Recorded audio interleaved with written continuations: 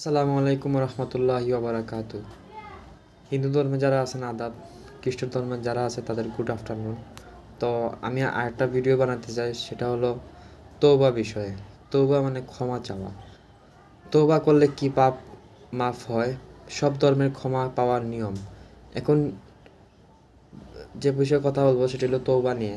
তৌবা করলে কি পাপ মাফ হয়, সব ধর্মে কি বলে। আমরা সবাই কোনো না কোনোভাবে পাপ করি, কিন্তু প্রশ্ন হলো তওবা করলে কি সত্যি আল্লাহ মাফ করেন?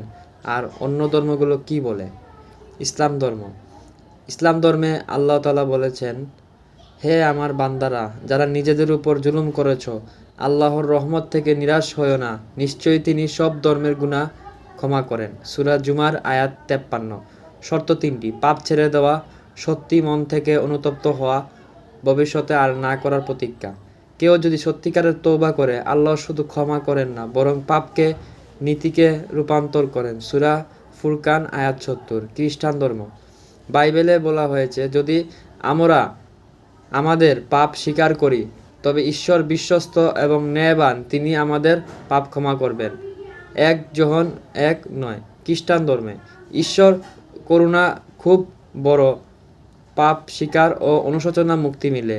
হিন্দু ধর্ম গীতা ও পুরাণ। গীতা বলে, যে আন্তরিকভাবে পাপ করে কিন্তু পরে অনুতপ্ত হয় ও সৎ পথে চলে, তার পাপ ক্ষমা হয়। গীতা 9:30-31। হিন্দু ধর্মে পাশ্চাত্য মনসংযম গুরুত্বপূর্ণ। বৌদ্ধ ধর্মে বলা হয়েছে, বুদ্ধ বলেন, ভুল করা মানুষের স্বভাব, কিন্তু নিজের ভুল বুঝে পরিবর্তন করা মহৎ। বৌদ্ধ ধর্মে অনুতাপ, সৎ জীবনযাপনই ক্ষমা পাওয়ার পথ। শেষ কথা, পাপ করলেও ফিরে আসুন। ইসলাম বলে আল্লাহ ক্ষমাশীল, বাইবেল বলে ঈশ্বর ক্ষমা করতে ভালোবাসেন, গীতা বলে পাপীরাও সাধু হতে পারে, বুদ্ধ বলেছেন অনুশোচনা করো, নিজেকে পাল্টাও। তওবা মানেই নতুন জীবন। তো তওবা করতে হবে ভাই। আমরা সবাই গুনাহগার। আমরা তওবা না করলে জীবনও জান্নাতে যেতে পারবো না। আমাদের জন্য দুনিয়াটাও জান্নাত, আখিরাতটাও জান্নাত, যারা তওবা করে এবং আল্লাহর পথে চলে।